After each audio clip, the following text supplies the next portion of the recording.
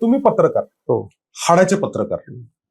पत्रकारितेची भाषा वेगळी असते. हो. आणि या पुस्तकामधली भाषा 100% पत्रकारितेची भाषा नाहीये. मग हा शिफ्ट कसा काय तुम्ही निर्माण केलात? नाही, आता मी काम करतो ते एका राजकीय मुखपत्रात करतो आणि आपल्या सगळ्यांना मराठी माणसाला माहिती सामनाची भाषा काय आहे. तिखट आणि झाल म्हणजे झणझणीतपणा जो असतो, म्हणजे एक असतं की आमटी ही चिंच आणि गुळाची पण असते आणि एक कटाची आमटी असते. कटाची आमटी खाल्ली की पटकन आपल्याला घामाच्या धारा यायला लागतात. सामना म्हणजे ती कटाची आमटी, सामनाची शैली. आणि हे फक्त मी लिहित गेलो, साध्या सोप्या शैलीमध्ये लोकांना समजावं अशा पद्धतीने. म्हणजे मी विचार केला की हे जे पुस्तक आहे, म्हणजे माननीय शरद पवारांनी त्याला जे अभिप्राय दिला त्याच्यामध्ये खूप महत्वाचं वाक्य आहे की हे पुस्तक भारतीय लोकशाहीचा इतिहास, वर्तमान आणि भविष्य ह्या तिन्हींना एकत्र गुंफणारं पुस्तक आहे. आणि राजकीय क्षेत्रात, सामाजिक क्षेत्रात जे काम करू इच्छिणारी तरुण पिढी आहे आणि स्पर्धा परीक्षांमध्ये ज्यांना यश मिळवायचं आहे किंवा म्हणजे तयारी करतात त्या मुलांसाठी ते मार्गदर्शक ठरेल. माझ्या मते ते खूप महत्वाचं आहे. त्यांचा जो अभिप्राय आहे तो महत्वाचा आहे. कारण हे पुस्तक जरी पॉलिटिकल असलं तरी ह्यात अनेक असे रेफरन्सेस आहेत, संदर्भ आहेत की जे अनेक लोकांना उपयोगीला पडतील. प्रश्न भाषेचा असा आहे की सामनात अर्थात जी भाषा आम्हाला बातमी किंवा लेखांमध्ये वापरावी लागते ती ह्याच्यामध्ये असायचं काही कारण नाही. ह्यात मी सहज सोप्या पद्धतीने लिहिण्याचा प्रयत्न केला आणि ते बऱ्यापैकी जमलंय. शरद पवारांचा उल्लेख केला आता तुम्ही. दोनदा पवार साहेब पंतप्रधान होणार असं तिथपर्यंत पोचले, पण अनफॉर्च्युनेटली होऊ शकले नाहीत. ते काय कारण असू शकतात? ऍज अ पत्रकार म्हणून तुम्ही कसं बघता याच्याकडे? नाही, एक तर अगदी स्पष्ट सांगायचं झालं तर दिल्लीचा महाराष्ट्राकडे किंवा मराठी माणसाकडे बघण्याचा दृष्टिकोन काही फारसा सकारात्मक नाही. त्यात मला काही राजकारण आणायचं नाही की काँग्रेस काय भाजपा काय.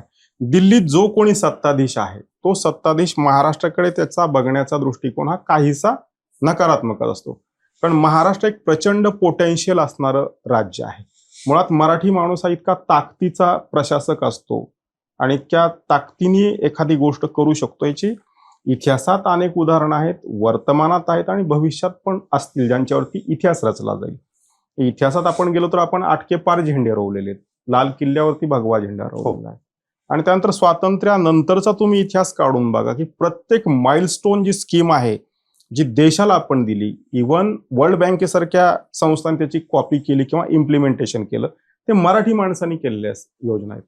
तुम्हाला मी ठळक उदाहरण देतो. वि. स. पागे विधानसभेचे सभापती होते, गांधीवादी नेते होते.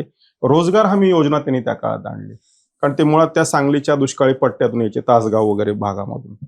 तर ती योजना राज्य पातळीवरती तर क्लिक झाली.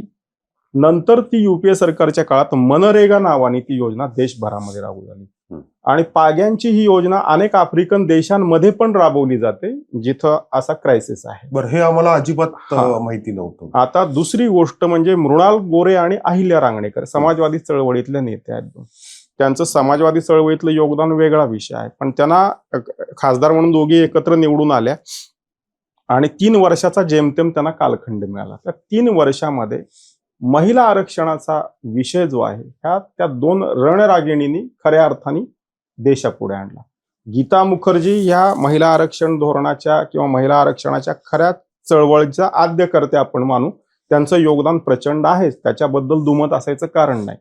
मात्र लोकसभेमध्ये या 2 महिला खासदारांनी ज्या पद्धतीनं तो विषय पुढे मांडला आणि त्याचा फॉलोअप घेतला, आज जे काही महिला आरक्षण आहे ते माझ्या मते या तिघींच्या योगदानामुळे आहे. दुर्दैवाने मला आज सांगावं वाटतं की आता महाराष्ट्रात तशी नेतृत्वाची फळी दिसत नाही. मगाशी उल्लेख झाला की महाराष्ट्र हा दिल्लीचं तख्त राखतो. हो, त्याचा विरोधी वर बसत नाही. Let me complete sir. पण त्याच्या विरोधी लगेच तुम्ही एक वाक्य म्हणालात की दिल्ली ही महाराष्ट्राकडे एका वेगळ्या नजरेने बघते. महाराष्ट्रासारखं पोटेन्शियल राज्य आजच्या घडीला सगळ्यात जास्ती उत्पन्न कुठनं येतंय तर महाराष्ट्रामधनं येत आहे. मला इतिहास माहित नाही, पण माइट बी पहिल्या दिवसापासून महाराष्ट्राकडनं सगळ्यात जास्ती उत्पन्न केंद्र सरकारला मिळालेलं असेल. तरी पण महाराष्ट्राकडे दिल्ली अशा नजरेने का बघते? नाही, त्यासाठी आपल्याला दिल्लीचं राजकारण फार जवळून आणि समजून घेण्याची गरज आहे. दिल्लीच्या अनुषंगाने माजी पंतप्रधान नरसिंहरावाने एक फार सुंदर वाक्य सांगितलेलं आहे.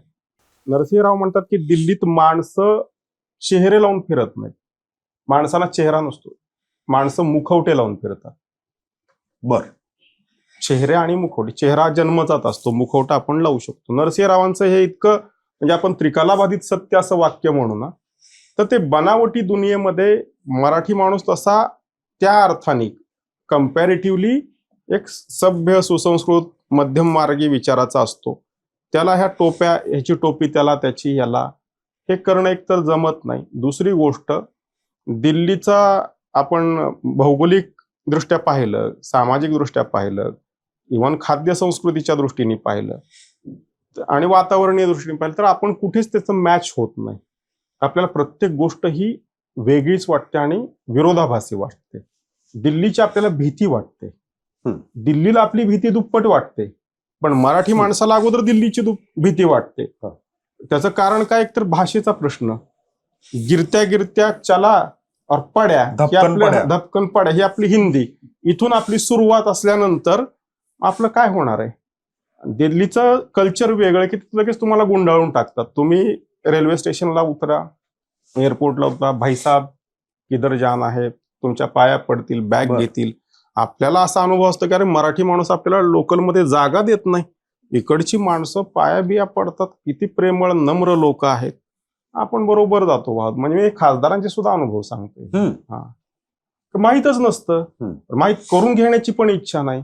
माझ्या पुस्तकात मी प्रस्तावनेमध्येच लिहिलेलं आहे, ह्याच्यामध्ये अभिप्रायामध्ये, मनोगतामध्ये, की दिल्लीचं गोल चक्कर जे आहे ना, हा बर्म्युडा ट्रायंगल आहे मराठी माणसासाठी. गोल चक्कर हे बर्म्युडा ट्रायंगल.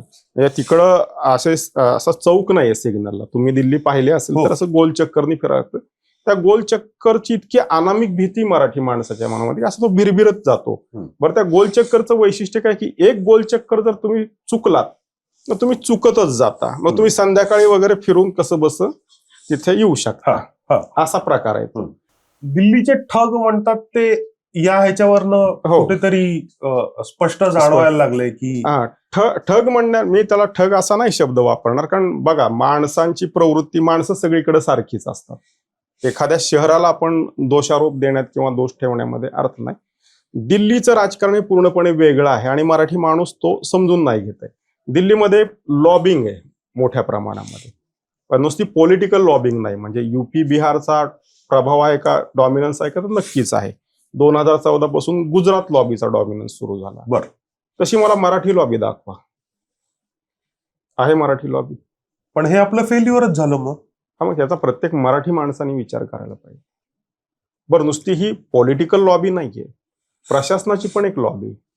म्हणजे मनमोहन सिंगांचं सरकार ज्यावेळी होतं त्यावेळी मल्याळी लॉबी सगळ्यात पॉवरफुल होती दिल्लीमध्ये. बरं, सरकार मनमोहन सिंगांचं, मनमोहन सिंग तसे उत्तरेचे म्हणजे पंजाबचे, बरोबर, पण डॉमिनन्स हा सगळा केरळ लॉबीचा होता. केरळ लॉबीने 10 वर्ष देश चालवला. शेवटी प्रशासनाचा खूप मोठा रोल असतो ना याच्यामध्ये, कुठलाही गव्हर्नमेंट सक्सेस किंवा फेल होण्यामध्ये. जोपर्यंत लॉबिंग होत नाही किंवा एकजिन्सीपणा जोपर्यंत होत नाही तोपर्यंत आपण कठीण आहेत पुढच्या सगळ्या गोष्टी. गल्लीपासून दिल्लीपर्यंत आपण नुसते भांडतच असतो का? म्हणजे मराठी माणसाचा सगळ्यात आवडता छंद आहे तो. त्याला दिल्ली तरी कशी, दिल्लीत येऊन मराठी माणसं भांडतात. पण मराठीत भांडतात का हिंदीत भांडतात? दुसऱ्या भाषांचा प्रॉब्लेम असल्यामुळे मराठीतच भांडतात. म्हणजे शिव्या वगैरे देणं सोपं जातं ना, आणि फॅमिलियर असतात शिव्या. म्हणजे तुमच्या शिव्या मला, माझ्या तुम्हाला, त्या कळल्या पाहिजे ना. हिंदीत शिकायला लागतील, इंग्लिशमध्ये तर प्रश्नच नाही, फारच अवघड आहे, त्याला वेळ द्यावा लागेल इंग्लिशमध्ये शिकायला. मराठीत सोपं होऊन जातं ना.